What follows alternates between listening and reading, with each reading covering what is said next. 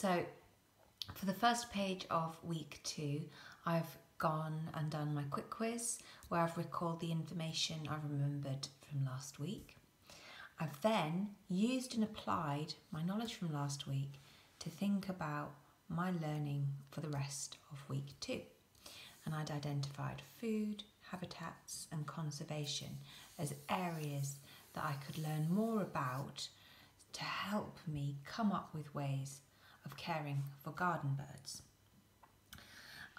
The next page for week 2 in your journal is the knowledge organiser.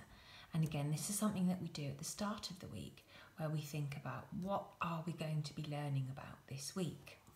So I've created this as a template, and I would just suggest at this stage getting your children just to copy this out as best they can. Again, I would always suggest drawing out the lines with a pencil and ruler first of all. Just make sure that you've made the boxes big enough for them to fit their writing in. Now it's easier for me because my writing's smaller, but your child might just need bigger boxes. So start it off in pencil first of all, make sure your boxes are big enough and just copy this in, because this is the learning that's been planned and set out for the rest of week 2.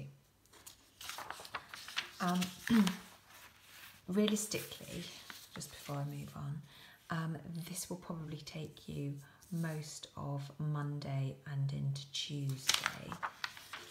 The next activity then is the reading comprehension. So this has been attached with the home learning as a sheet to be printed out and stuck into the next page. So for week 2, you've got these 2 pages here to start off. This is page 1, this is page 2, and then this is going to be the next page. So the title is Life Cycle of a Bird.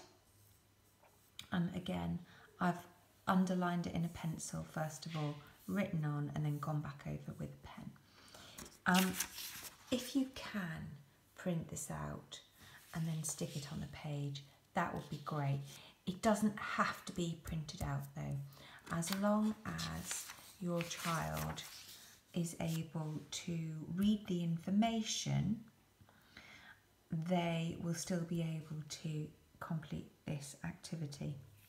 So as I said, this is the reading comprehension activity to start them off.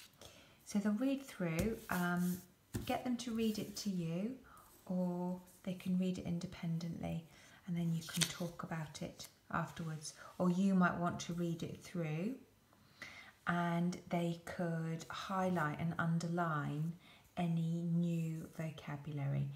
And certainly I think, given that this activity is for year 2 children, I would strongly suggest that you read it first of all, just so that they can sit back and listen and really take on board what you're saying.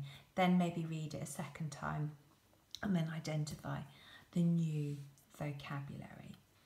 So if you have cut it out to be stuck in the journal, I would just try and centre it like that, because then what you can do is, before you go on to create the life cycle diagram, you can use the space on the sides of the page, and in your journal you'll have much bigger margins to work with, and then you can underline and draw lines out and write a quick explanation of what the new vocabulary actually means. And I'll create a worked example to show you what that would look like in a minute.